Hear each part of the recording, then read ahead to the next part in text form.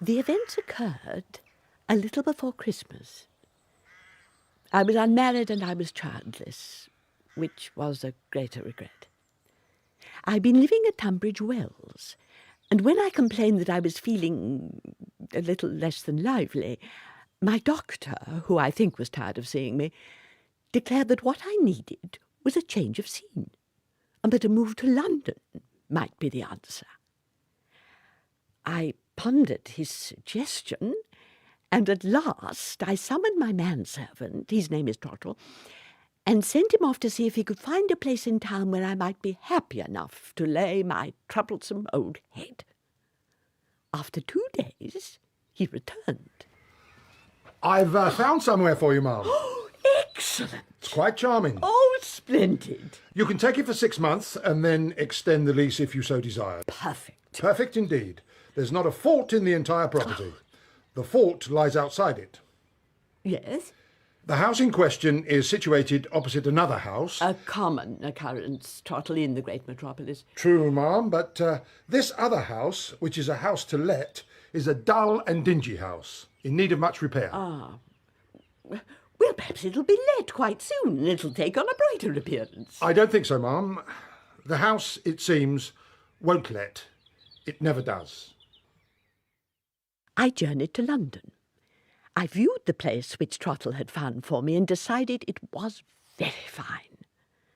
I decided, too, that the house over the way was in truth an eyesore.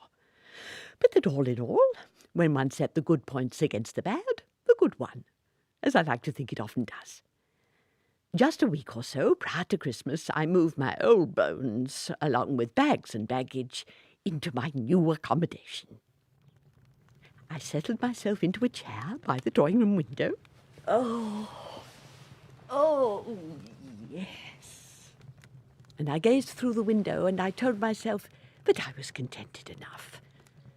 But that events somehow had not gone quite right in my life, and what was missing from it was a dear child whom I could love. And then all of a sudden, as I looked out at the house over the way, I threw myself back, and my limbs felt as if electricity had shot right through them. Good heavens! Good heavens! Before my tale progresses any further, I ought to confess that I have an unusual Christian name, Sophonisba. The name justifiably has grown out of fashion. It is particularly absurd when on the lips of Mr. Jabez Jarber. Sophonisba, my dear Sophonisba. But then, in all fairness, Mr. Jarber himself is somewhat absurd. A perfumed, prettily dressed fellow with a little smile and little legs and little roundabout ways. An admirer of mine who had proposed on numerous occasions. Sophonisba, welcome to London. How are you, my dear? Oh, infirm as ever. Nonsense. Well, I am distressed at any rate. Distressed by what? By that house, the one over the way. And how exactly does that house distress you, Sophonisba, dear? Well, you'll think it very foolish. You'll think I'm a silly old woman with a fevered brain. Never, never. Go to the window, Mr. Jarber, and tell me what you see. I see a dirty, dilapidated building, rusty railings, several shattered panes of glass. The steps leading to the door are broken. Oh, and on the door some child has attempted a drawing in chalk. It's meant, I think, to be a ghost. Ah, perhaps it's the ghost that has perturbed you. No, Mr. Jarber, it is not. What can you see at the first-floor window? The first floor? On the right. Well, there's a blind. Yes, and what about the blind? It has a hole in it. It does. This morning, Mr. Jarber, when I looked across at that window, at that hole in the blind, I found I was looking at an eye. An eye? Whose eye? Well, I have no idea whose eye. Well, it's not there now, Sophonisba. I'm glad. Why, may I ask? Are you upset about this eye? I am upset, Mr. Jarber, because I have been informed there is no one living in that house. It has been unoccupied for a great many years. There ought not, therefore, to have been an eye at the first-floor window. Sophonisba, Sophonisba, only one explanation can suffice. A spirit haunts that house. A spirit with a malevolent eye. A somewhat hasty and over-imaginative conclusion, I feel. Well, the house is haunting my spirit. I'm certain of that. Still, when I speak with Trottle... Trottle? Oh, yes, I remember Trottle. He stayed behind at Tunbridge Wells to make sure that all is in order there, but he'll arrive on Saturday, and he'll tell me, no doubt, that I'm being ridiculous, and he'll calm my anxious state. Perhaps he will. But Jarber is here and now, and Jarber can discover the truth. Oh, Jarber has connections. He dines with house agents and tax officers and church wardens. He is intimate at the circulating library. Why shouldn't Jarber set about investigating the house over the way, and do so immediately? For this reason, the Jarber is as infirm as I am. Oh. All that toing and froing, you might catch cold. Sophie Nisber, my dear, I've suffered worse for you. Whatever extraordinary secret is contained within the walls of that house, Jabez Jarber will reveal it. I thought of little else but the house to let. I kept a watch on it. I dreamt of it. And when Trottle arrived, I spoke to him not of domestic arrangements, but of the eye at the window, and of Mr. Jarber's avowed intention to solve the mystery. Mr. Jarber? Huh!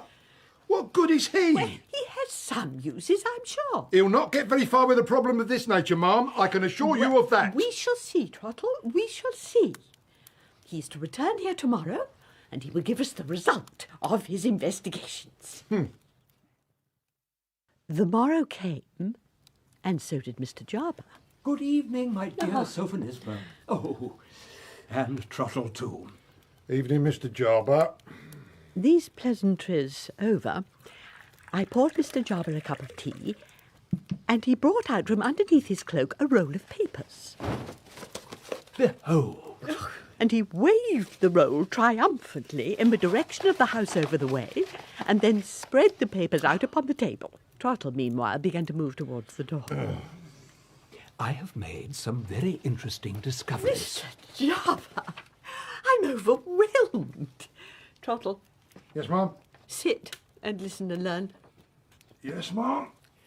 First, would you be very much surprised, my dear Sophie Nisber, if the house in question turned out to be the property of one who is related to you? Yes, Mr. Jarber, I would. It is owned by Mr. George Fawley, Folly. a cousin of yours, I believe. Yes? He is, I gather, unwell at present. Is he? I hadn't heard. I hold no communication with him. He's an unpleasant man. Fell out with one of his daughters because he disapproved of her marriage. My daughter's child died, poor thing, and he showed no pity.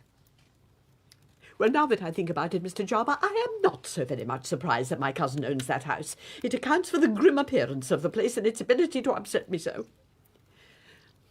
Is Mr. Fawley mentioned in those sheets of paper? No, not at all. I'm glad. So, let us hear what you have uncovered. Trottle, you are rather far away from us.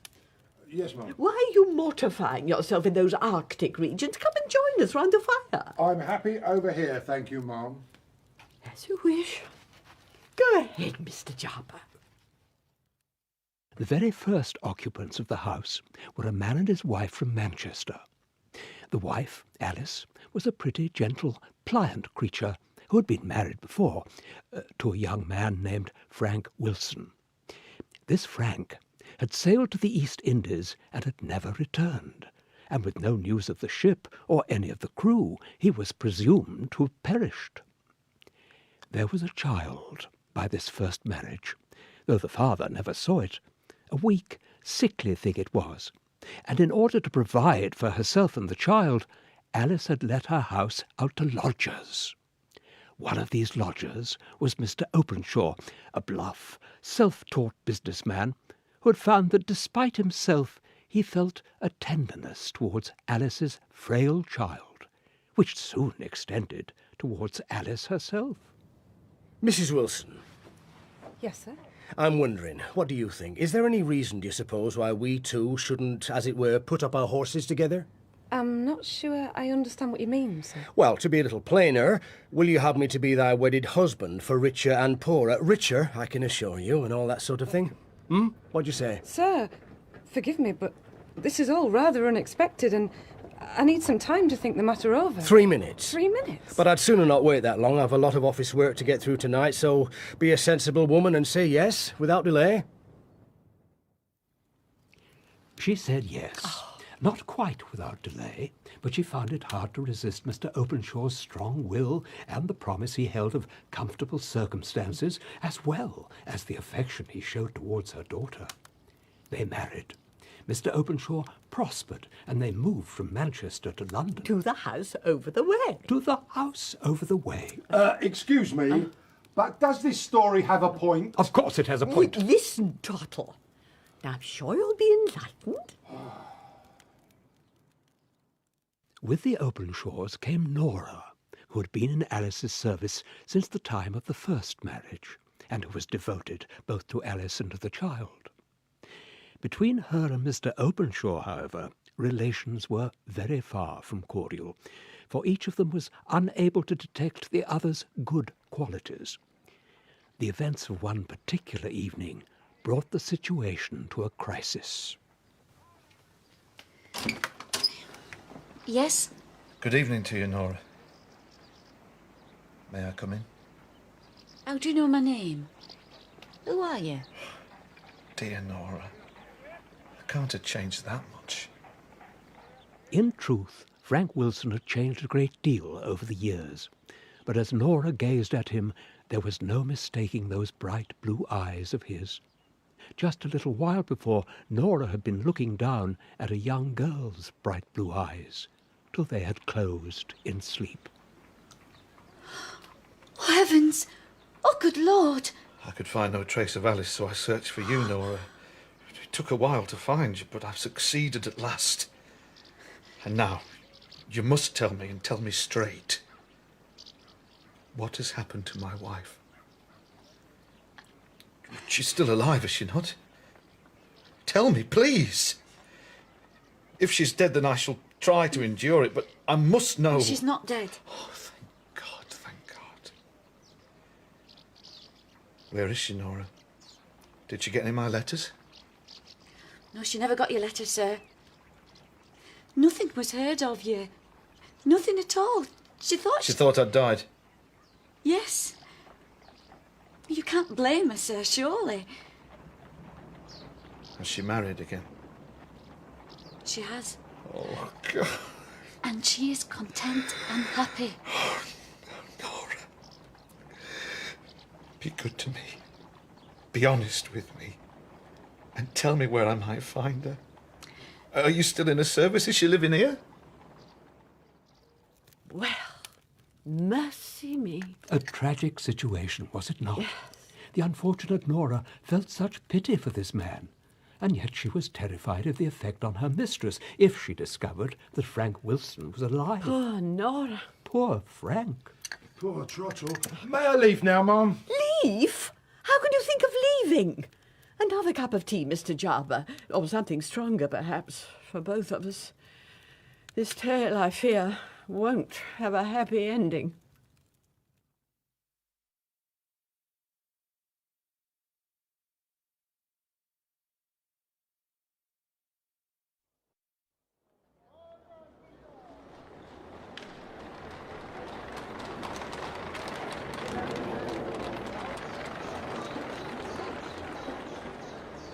Shortly before Christmas, I had moved to London and had found myself in a state of anxiety on account of the house over the way.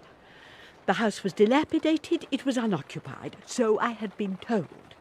And yet I was certain I had seen an eye peering out from one of the windows.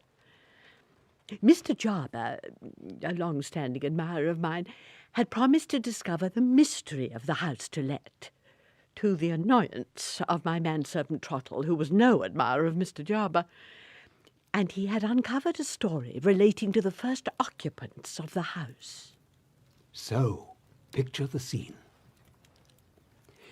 Alice Openshaw's devoted servant Nora, confronted by her mistress's first husband Frank, who had been supposed by everyone to have died at sea. Trottle, forgive me, Mr. Jarber. Trottle, are you being polite? With respect, ma'am, I have become a little doubtful as to the usefulness of this tale. Well, perhaps you have, but you will do Mr. Jarber the courtesy of hearing him out. Continue, Mr. Jarber. Thank you, my dear. Now, I should tell you that Alice herself was not in the house when Frank's unfortunate visit occurred. She and Mr. Openshaw were in Richmond with friends, and Nora, whose fierce desire was to protect Alice from pain and distress, was desperate to ensure that Frank was gone before the Openshaws returned. At the same time, she felt deep sorrow and pity for the man who stood before her. There is one thing I ought to tell you, sir. Well? You have a child. Nora? She's a frail, pathetic thing, but she's loved. And life gives her pleasure despite her illness. Is the child here? May I see her? She's asleep upstairs. Listen. After you've seen her, you must leave immediately. If you were to make yourself known to my mistress, she'd be unable to endure it. You promise you will leave? I promise. If you like, I'll arrange to meet you tomorrow. Very well. And in the meantime, I'll try and think what can be done. This way. The servant took Frank into the nursery, and he bent over the cot and with wistful eyes gazed upon his daughter. Sweet little thing. Sweet, dear child. What is her name? Elsie. Elsie? Let me hold her. Oh, no. She mustn't be walking. Dearest Elsie, am I never to see you again?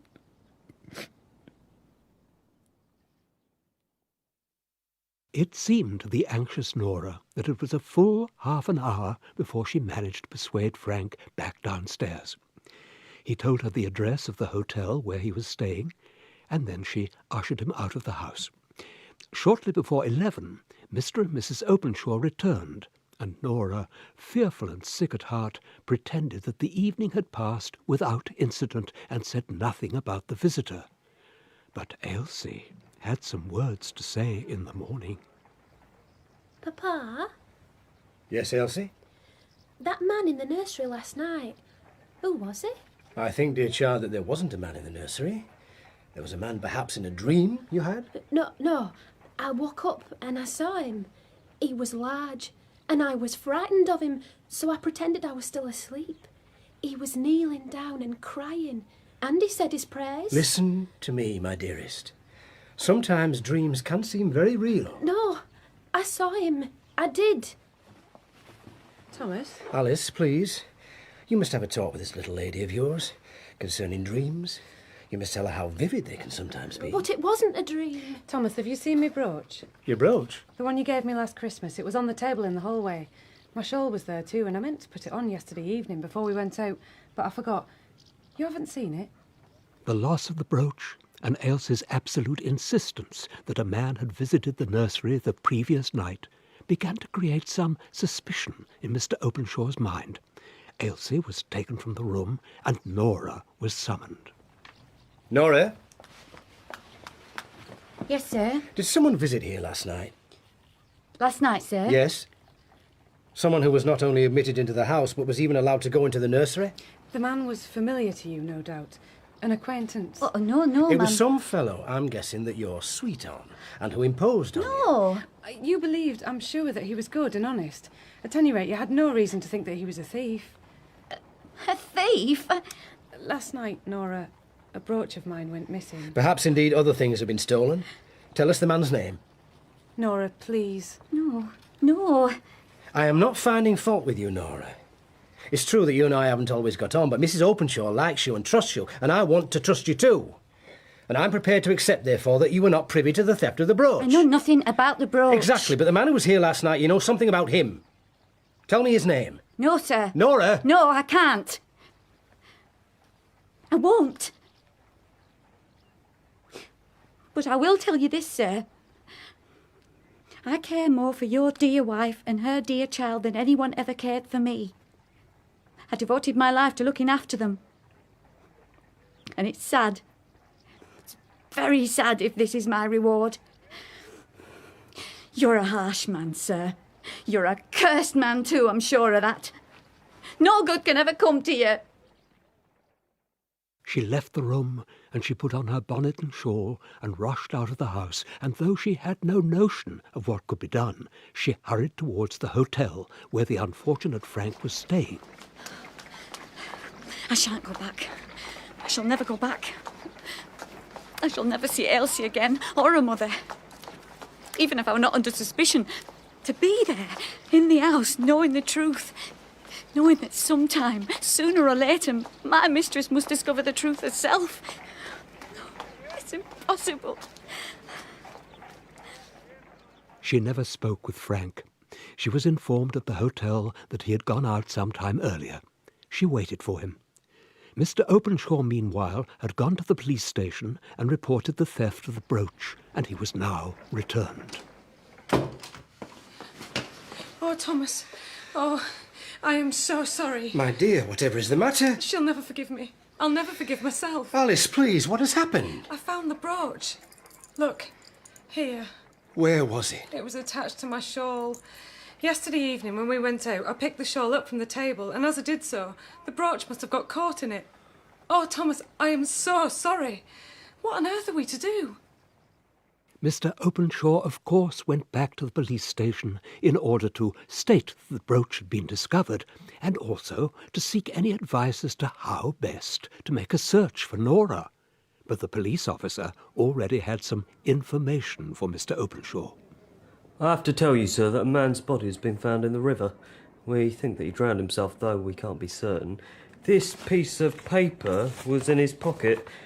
The writing's hard to make out, but it looks like the address you gave me earlier. Yes. Yes, indeed. It seems possible to us, sir, that this fellow may be the one who visited your house last night. The dead man's pocket also contained a card bearing the name of a nearby hotel, and thus it was that Nora was found, and she was brought to the police station. She identified the body, describing Frank as an acquaintance of hers from many years before. And after this ordeal, Mr. Openshaw, who had waited for her, offered his hand to her and spoke to her gently. Why did he come to the house, Nora? Why did you let him go up to the nursery? Who was he, Nora? Tell me. Tell me the truth. His name was Frank Wilson. Wilson? Mrs. Uppenshaw's first husband. Oh, God. He had been shipwrecked. But he survived and got back to England. He'd no idea what had happened to his wife. But he found out where I was, and I told him the truth. Oh, but Sarah was so frightened. I wanted him out of the house as quickly as possible. He saw Elsie, though, before he left. Yes, yes. And I think, sir, I ought not to have let him, for it can only have made him feel more anguish still. And now the poor man lies dead and cold. Nora, you are not to blame, not in any way. Indeed, it is I who should be asking to be forgiven for doubting if you were honest. Oh, you won't tell Mrs. Openshaw, will you, sir? About Frank Wilson, I mean. No, I'll not tell her. It will remain a secret, Nora, between you and me. Now, if the police require nothing more of us, we should be getting home. The secret was kept. Nothing was said to Alice. Nothing was said to the child. Though, some years later, Alice died, and one morning Mr. Openshaw took the girl to the cemetery in order to put flowers on Alice's grave, and not very far away there was a grave marked F.W., and Mr. Openshaw led Elsie there and told her the truth at last, and shed the only tears that she ever saw fall from his eyes. Well, a most moving tale. Thank you, Sophonisba. Thank you. I am compelled to point out, however, Yes, Trottle. that as regards the mysterious nature of the house over the way, we are just as much in the dark as we were before the story began. Well, yes, that is the case, is it not, Mr. Jarber? Far from it. Oh. The tale explains the oppressive pall of misery and morbidity which enshrouds that decaying edifice. It explains the curse that lies upon it. I venture to advise you, Sophonisba, that the eye which has stared out at you from the window opposite is not the eye of a mortal. It is a phantom eye. It belongs to Frank Wilson, who has returned to the house, seeking his wife and his daughter. This is claptrap. Trottle, please. Utter bunkum. Forgive me, Trottle, the house is cursed, and if in your foolishness you need to be convinced of the fact, I have another remarkable tale to tell. Permit me, Sophonisba dear, to come here at the same time tomorrow, and I shall, I promise, amaze you with further revelations.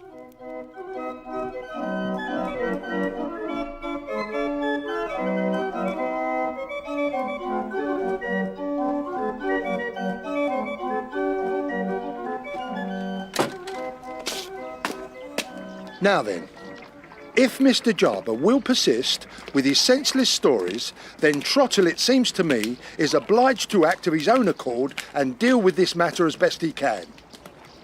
The house over the way is said to be unoccupied, and yet my mistress has seen an eye at the window. Would it not be a sensible plan, therefore, to go straight up to the house and knock upon the door, and find out exactly who it is? Which mortal creature, I mean, who peers out through a hole in the blind. So, Trottle takes the initiative. Trottle goes straight up to the house. Phantom eyes indeed. Jabez Jarber is a ninny, a buffoon. That having been said, I have no notion at all as to what might await me inside this place.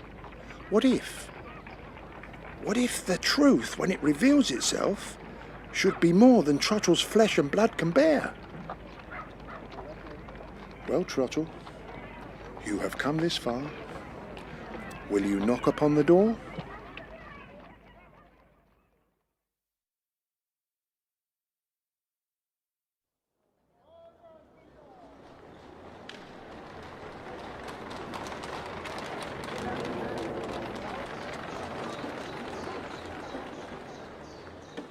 The house over the way contained a mystery.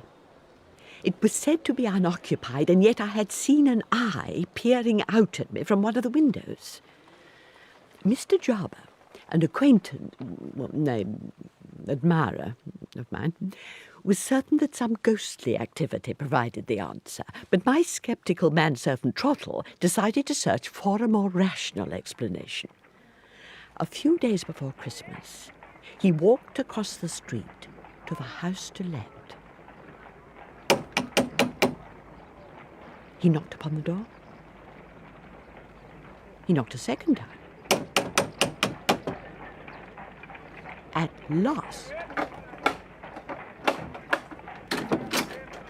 the door opened, and there stood an aged, lean and wiry woman, and at her side a younger man who found it helpful to lean against the wall in order to steady himself.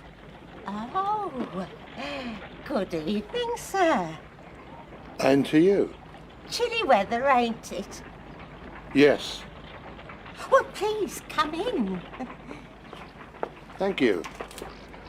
Thank you very much. Slide the bolt, Benjamin. Slide the bolt. Right. We was expecting you, sir. You were? Oh, yes. Oh, yes. Mr. Fawley. Mr. Fawley? That's right. He wrote us a letter. That's right. Ah. The 20th of the month, he said you might be coming, in the evening. And here you are, ain't you, sir? Mr. Fawley's particular associate on the 20th. In the evening? That's right. We'll go into the dining room, shall we, sir? I've a candle burning there.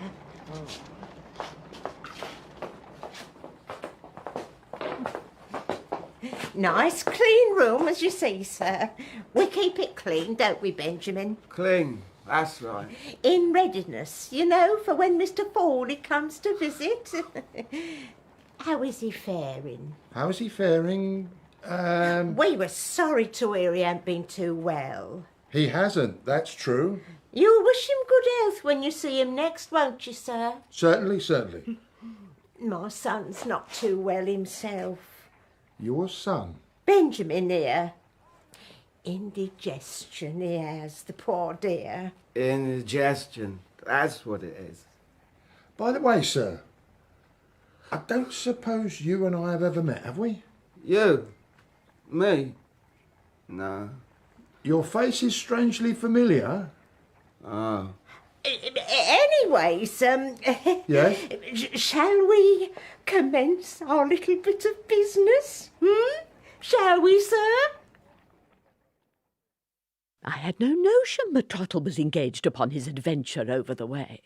That very evening, Mr. Jarber called again with a further instalment of his revelations about the house to let, and I had intended that Trottle should join us. But Trottle, of course, was not to be found. Philandering somewhere, that's what he's up to. Philandering? Oh, I hope not, Mr. Jarber. I thought I'd cured him of that tendency when we were at Tunbridge Wells. Oh, do you remember, Sophonisba, the last time I was with you at the Wells, and you and I danced the polka? No, Mr. Jarber, you are wrong. We walked the polka. Oh. Now, what more is there to tell me about the house to let?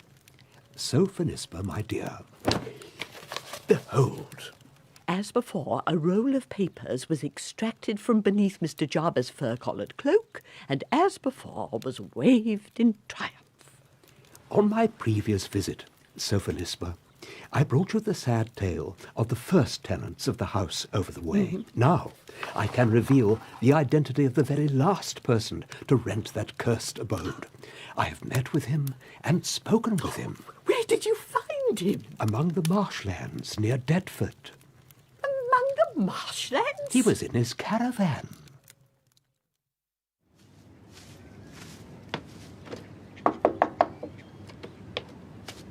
Mr. Maxman?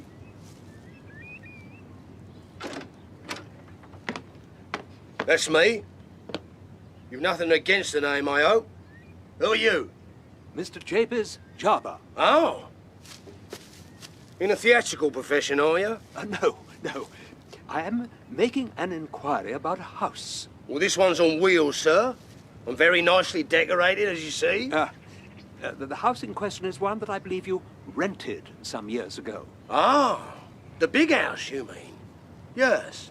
I was wondering, Mr. Magsman, if it might be compatible with your inclinations to tell me about your tenancy there and why you left the place. Well, now, I left it on account of the dwarf. The dwarf? The very same. And as to entering it, I did that a few years previous. I've been looking about for a good pitch, and I sees that house, and I says to myself, I'll have you, I will. And you did? Yeah. I made it a lovely thing, that house. Up the front, I put numerous canvases of the Fat Lady of Norfolk and the Indian Savage with his tomahawk and a scalp, and the Wild Ass of the Prairies, not that we ever had no wild asses, and lastly, there was a canvas representing the dwarf. A small canvas, that one. What, I wonder, did the neighbours think of all this? Well, they cut up rough about it, made complaints, which shook me, I must admit. A house of amusements right there on their very own street. What more do they want? Perhaps it was a question for respectability. Respectability? Well, if fruit and submission ain't a respectable price, I don't know what is. And what about the dwarf? Oh, yes, the dwarf. Uncommon small he was. Not as small, of course, as he was made out to be, but then what dwarf ever is? He was worth threepence on his own, in my view. Major Tupaschovsky of the Imperial Bulgarian Brigade was his official title, but for reasons of convenience he became Chops.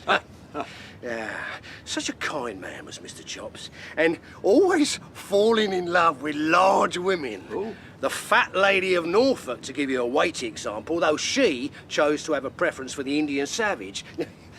Something else about him. Despite the fact that he never owned anything more than what he collected in his saucer, he was always thinking that he was entitled to property. Come then, Toby Magsman. Turn the handle. Give us some music.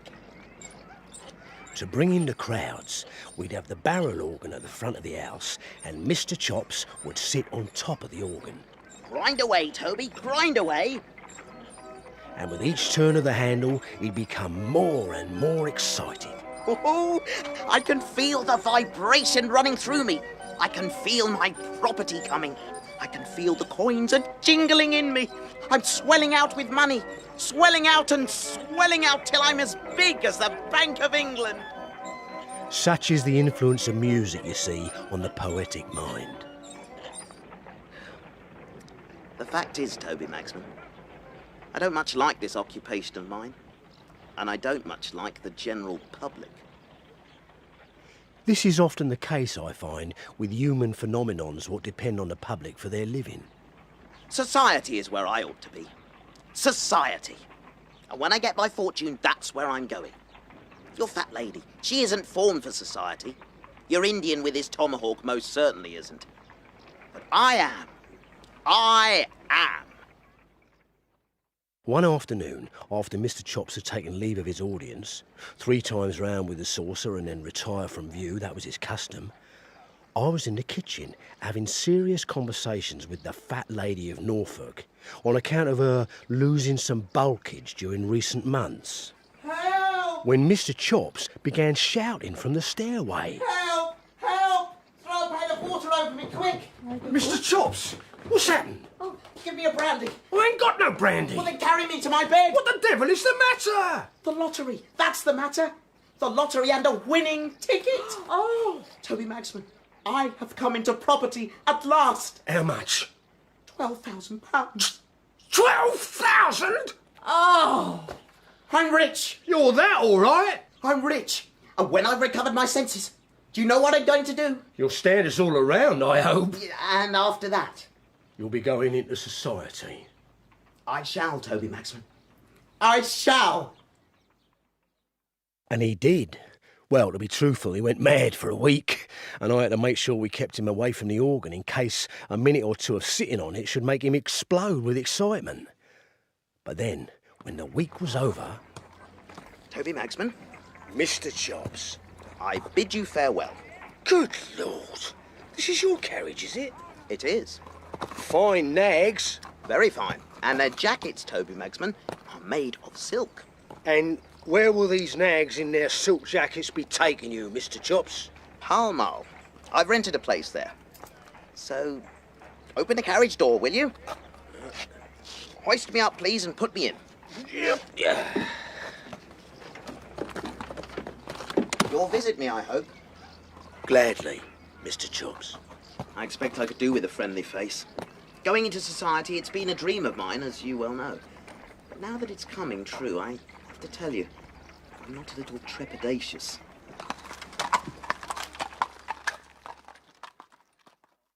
Mr. Jarber's tale, or rather the showman's tale as recounted by Mr. Jarber, was a while in the telling, and we broke off for refreshment. We were standing near the drawing-room window, and Mr. Jarber had raised his glass and wished me very good health, and much else besides that I wish he hadn't wished me, when I glanced at the house over the way. Mr. Jarber? Yes, Sophie Lisper, dear. Look across, if you will, at the house to let. Look in particular at the ground floor. Is there by any chance the flickering of a candle? Mr. Jarber was uncertain on this point. He was uncertain, too, whether it would be very wise to venture forth in the evening gloom in order to settle the matter himself. Little did we know that Trottle had already gained entry to the house to let. Well then, sir. Yes? To business? Business, that's right. Ah, Fair reward for honest work done, eh? You watch yourself, sir. She'll have the shirt off your back.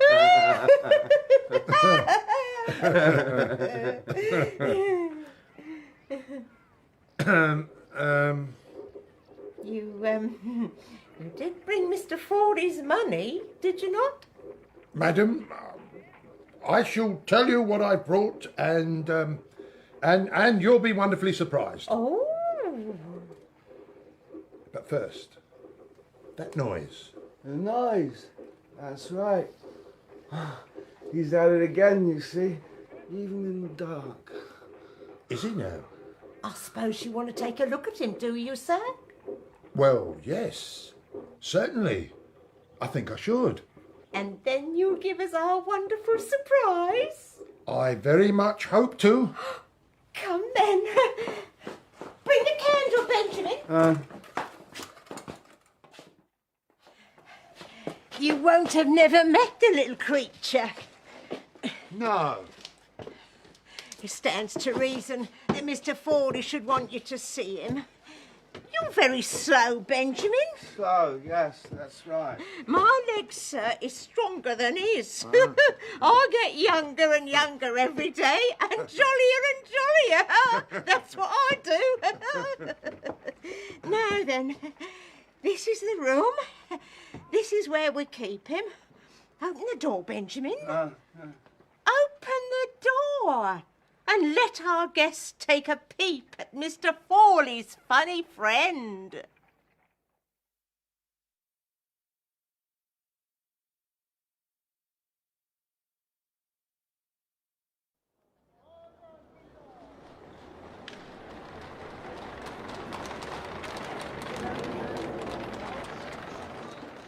It was the Monday before Christmas, and the house to let had not yet yielded up its secret, though Trottle, my manservant, had taken it upon himself, without my knowledge, to gain entry to the house. This was on the very same evening that my friend Mr. Jarber was informing me of a conversation he had conducted with a certain Toby Magsman, who some years before had transformed the house into a place of amusements. Among Magsman's attractions, Mr. Jarber learned, was a dwarf by the name of Mr. Chops, and Mr. Chops had won a fortune on the lottery and had left Magsman's employment. So tell me, Mr. Magsman, did Mr. Chops communicate with you at all? Not for some while, but then, out of the blue, I got an invitation to have a drink with him at his lodgings in Pall Mall. So I cleaned myself and I drank with him. Was he alone? No, he was not alone. There was a young fella there who'd been a swindler at a gaming booth, and another who used to play the clarinet at a wild beast show. Mr. Chops! Well? The supply of wine is perilously low. Yeah, let more be sent up from your capacious cellar, Mr. Chops, lest we die of thirst. Yeah, and before I forget... Yes? We shall need a carriage for tomorrow. Yeah, and a substantial hamper made up of flavoursome comestibles. Yeah, and wine, of course. Wine, yes. See to it, Mr. Chops, if you please. See to it. Then he kissed her cold corpus 1,000 times more. He called her his Dinah, though she was no more. To your health. Mr. Chops. Yes, Toby Magsman. Mr. Chops. Even the best of companions must part. So soon? I thank you for the variety of foreign gargle what you have provided so handsome, and now I shall take my leave. Well, if you must, then I shall see you out. Hoist me up, will you? I lifted him up and carried him downstairs, and he smelt so strong and Madeira that he was like a wine jug what had a large and interesting stopper. I ain't happy, Magsman. Are you not? They don't use me well, those two. They puts me on the mantelpiece when I won't have more champagne in. And if I don't give them money, they locks me in the sideboard. Get rid of 'em, Mr. Chops. I can't. Me and them two were in society together. What would society think if I tried to send them away? Time passed. It's a feature of time, I find. One night, after the fat lady of Norfolk had sung a final song, and the Indian had scalped his last victim, till tomorrow, that is, I heard a kicking at the front door, and to the front door I went. I opened the door, I looked out, but I saw nothing. It's me. I looked down. Mr. Chops. Mr. Chops. Will you take me back? Take you back? On the old terms. If it's a deal, say done. Done. Good. I thank you for it. Got a bit of supper in the house. Considering what fine fare must have been guzzled at the Pall Mall lodgings, I was ashamed to offer him cold sausage washed down with gin and water, But he seemed happy enough with it.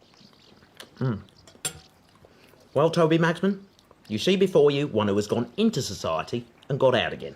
And how did you manage the getting out? I got out after paying out, to the tune of £12,000, which you may recall is what I won with my lottery ticket. 12,000 I paid out, and in return, I've been given a lesson. A valuable lesson. But you can have it for free. Society is all fat ladies. Society is all fat ladies. That's right. You see, your fat lady of Norfolk, she might be considered by some to be an offence upon the eye. How is she, by the way? Very well. Very fat. But them other fat ones, who come and ogle at you and drill holes in your heart and make a colander of it, and who leave you to have your bones picked dry by vultures, like the dead wild ass of the prairies, which is what I deserve to be. Them other fat ones is an offence upon decency and good taste. Magsman, when I was out of society, I was paid just a little in return for being looked at. And when I went into society, I was looked at just the same. And I paid heavy for it. So, the plain fact is, I'm glad to be back. Good sausage, this. My small friend's observations on the world were not entirely the result of sausagerial influence. It seemed to me that he got wiser and wiser every day, and that his head got bigger and bigger as his wisdom expanded. For a while he was kept away from the organ, upon which he had sat in former times, but one evening... Toby Magsman, I should like to be seated upon the organ, and to hear some music. Mr. Chops, are you sure? I am. Hoist me up. I hoisted him up, and with fear and trembling, lest he find it all too much of an excitement, I began to turn the handle. Well, Mr. Chops? Very nice. What are you thinking, Mr. Chops? Thoughts. Weighty thoughts. Weighty thoughts, you see, which were a match for his weighty head. And he sat through all the changes, and then he come off and declared that he'd walk 3 times round without the saucer, and then retire from view, which he did. When I called for him in the morning, I found that he was no longer with us, not in spirit at least. He'd gone into a society much better, I think, than Magsman's amusements. Much better, certainly, than what was offered in Pall Mall. A fine tale, Mr. Jarber. Most affecting tale. It is indeed. I should add, by the way, that soon after the funeral of Mr. Chops, Toby Magsman decided that his house of amusement seemed so dismal that he must give it up and return to his caravan, which is where I found him. The house is cursed. It's quite clear those who live there are doomed. Heavens! Who's this? Trottle! Mum, I have solved the mystery of the house to let. How extraordinary! Mr. Jarber here is making the self-same assertion. Mr. Jarber knows nothing, nothing at all. How dare you! Trottle! But I shall tell you what I know, ma'am, if you are willing. Trottle began to describe to us how the occupants of the house to let, an old woman and her inebriated son, had taken him to be an emissary from Mr. Fawley, the owner of the house, and as it happens, a cousin of mine.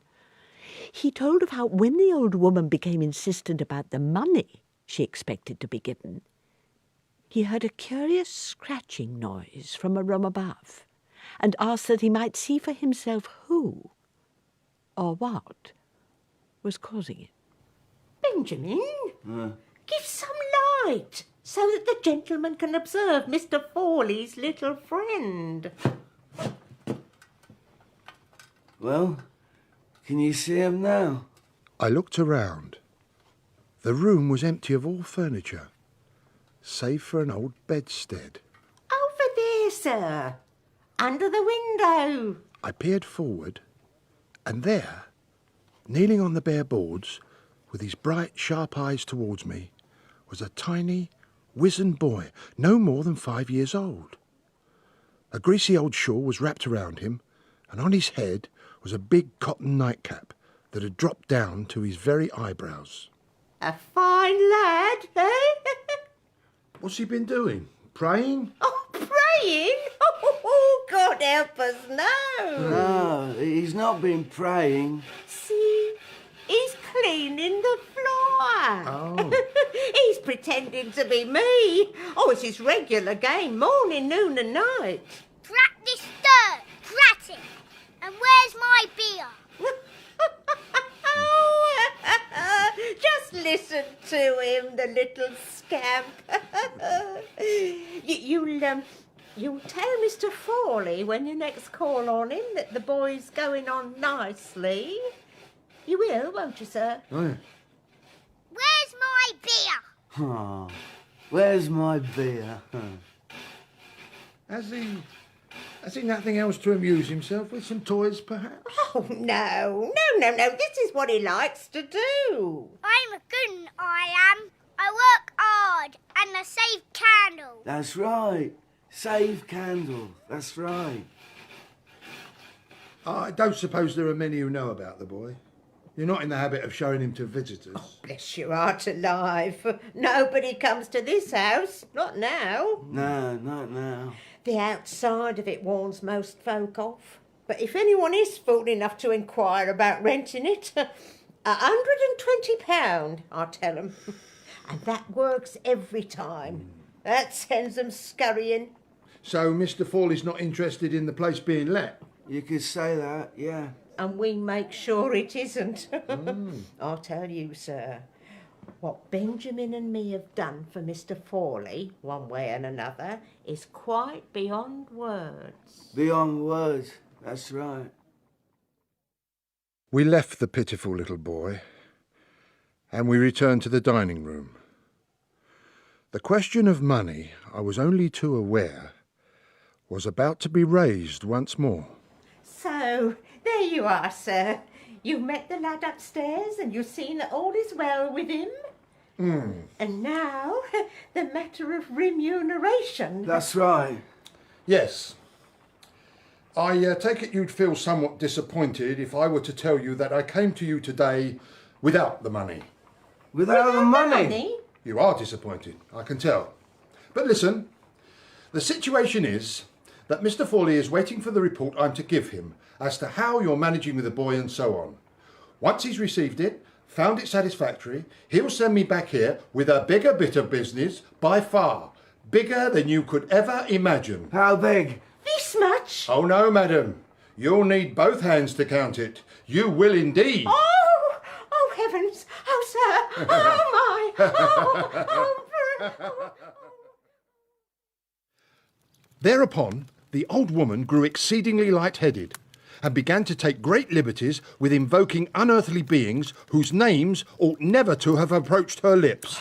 And as quickly as I could, I took my opportunity and bade her and her son farewell and hurried out of the house. Extraordinary.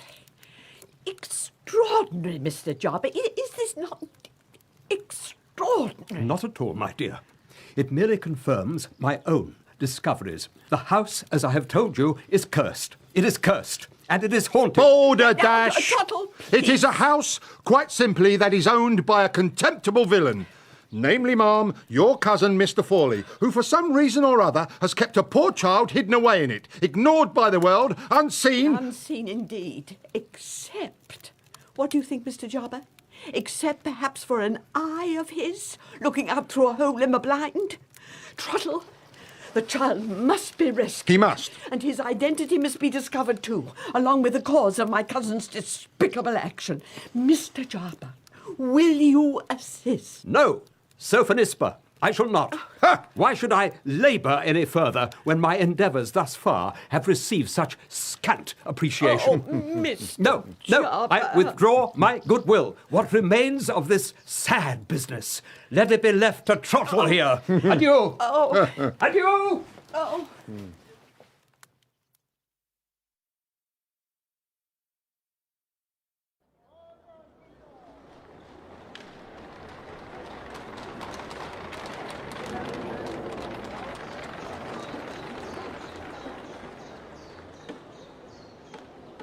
There were now a few days only before Christmas, but I was not yet in a festive mood.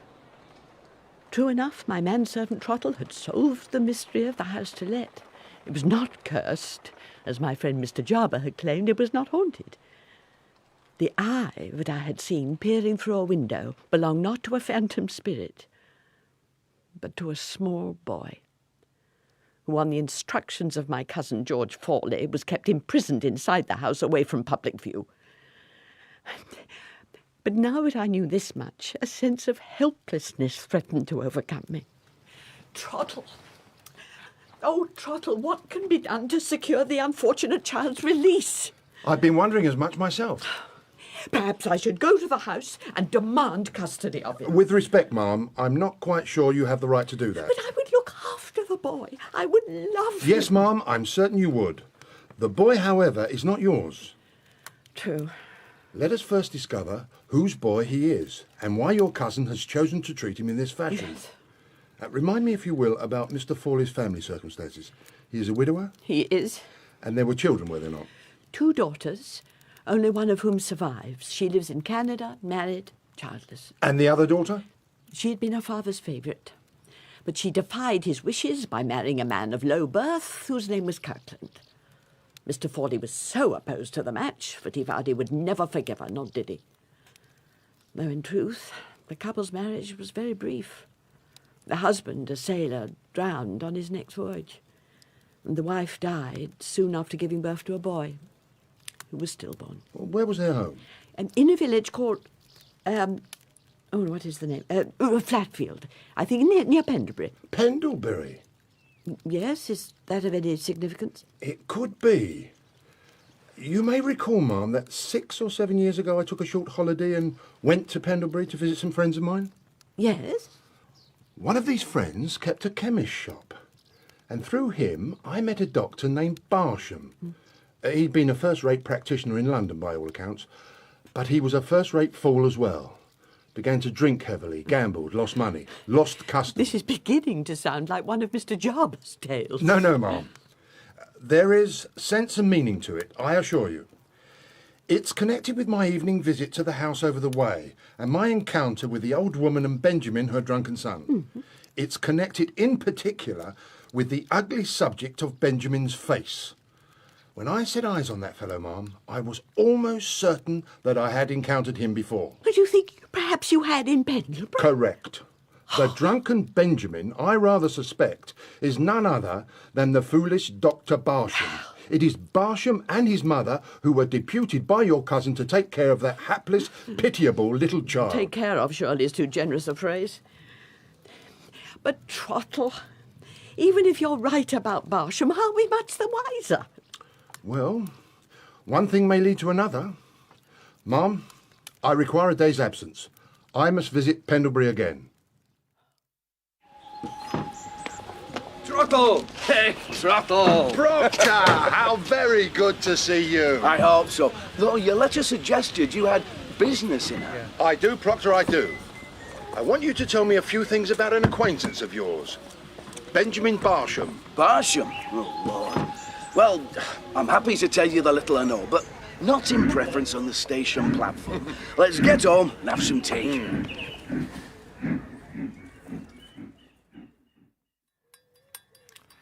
How long ago was it that he left Pendlebury? 4 years, 5.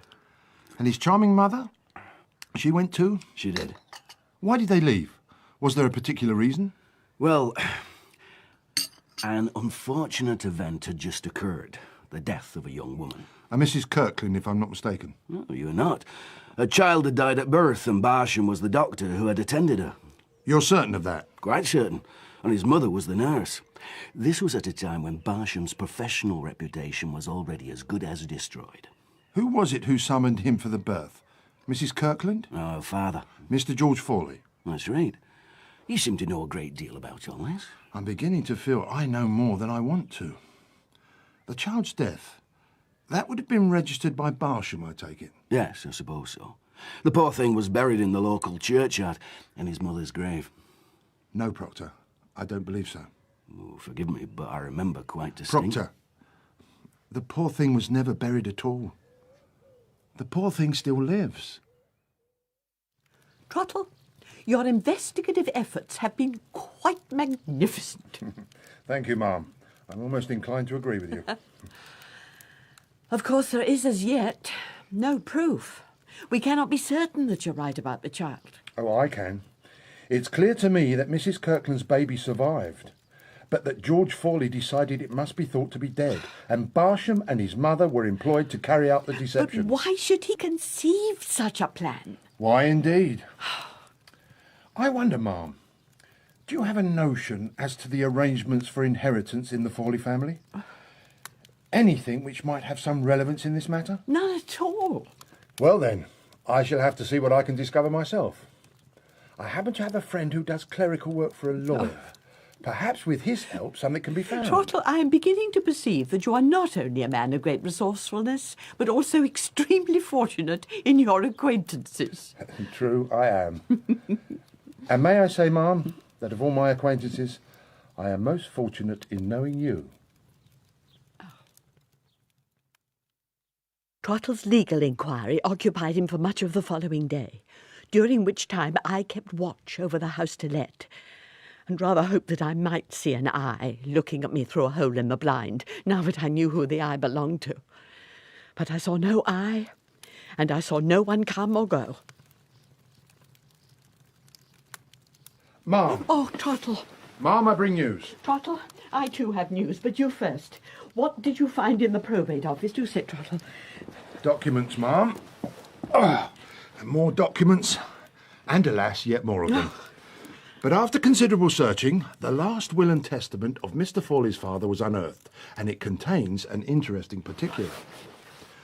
The will stipulates that the money left to George Fawley may not then be assigned to whomsoever he pleases.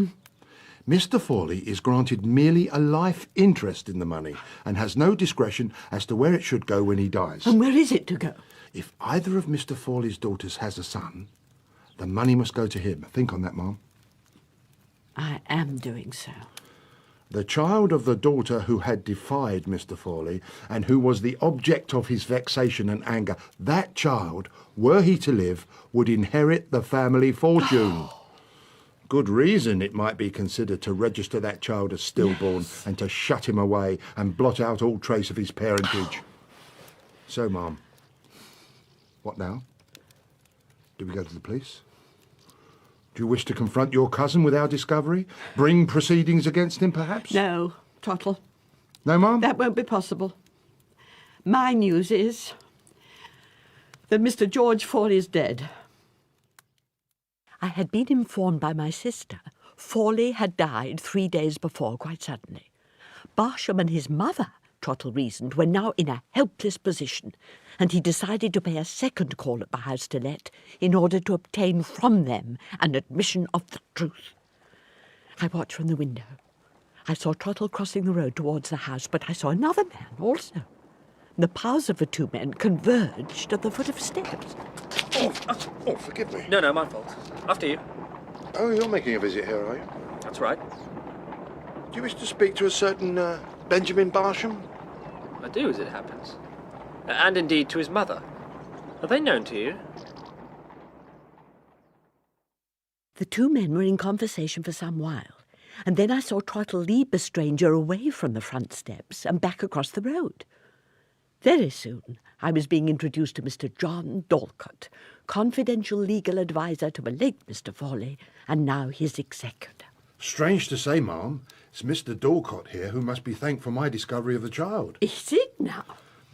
Last Monday, when I called at the house, Barsham and his mother had assumed that I was Mr. Dorlcott and therefore admitted me. Well, it was arranged, you see, that I was to visit them either last Monday or today, bringing money with me for whatever service it was that they'd rendered. On the Monday, other business prevented me from travelling to London. But you're here today, despite Mr. Fawley's death. Well, madam, the money is still owing to Barsham and his mother, and I thought also that as executor I should inform them of Mr. Fawley's death, and advise them that whatever arrangements had previously obtained between themselves and Mr. Fawley are for the time being discontinued. Nay, for all time, I would hope. Yes, madam. What your manservant has told me of the situation in that house almost beggars belief. Mr. Dorlcott, It had been my intention, before our chance meeting, to speak to Barsham and his mother and encourage them to make some sort of statement as to their part in the whole sorry affair. Oh, good idea. I shall accompany you, and we shall obtain such a declaration in writing if we can. Yeah, and what about the child? The poor creature mustn't stay in that place any longer than necessary. I shall bring him here, ma'am. Shall I? What do you say, Mr. Dorlcott? Would it be in order for me to look after the boy, in the short term, I mean? At least. Mr. Dorlcott agreed, and he and Trottle, it was late evening now, returned to the house over the way. They obtained the written declaration, and Trottle removed the boy from his wretched room and carried him out of the house. The boy was brought to me, and though he held away at first, it was not long before he clung close. A bed was made up for the little mite, and he was washed, and a shirt of Trottle's was used as a nightgown, and he was soon fast asleep. He looks contented enough, does he not, ma'am? He does. Trottle? Yes, ma'am? God bless you. Thank you, ma'am.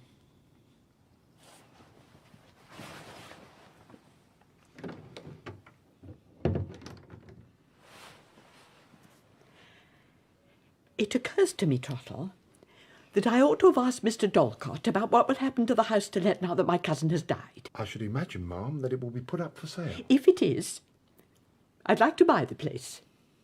If I succeed, I shall make some changes to it. I hope you would. I shall transform it entirely. I shall turn it into a hospital. A hospital, ma'am? A hospital for sick children. That's my plan. What do you say, Trottle? I say God bless you. The following day, it being Christmas Eve, I sent Trottle round to my friend Mr. Jarber, he who had attempted, but failed, to solve the mystery of the house to let. But Mr. Jarber, it transpired, was unable to accept my invitation to come over for refreshments.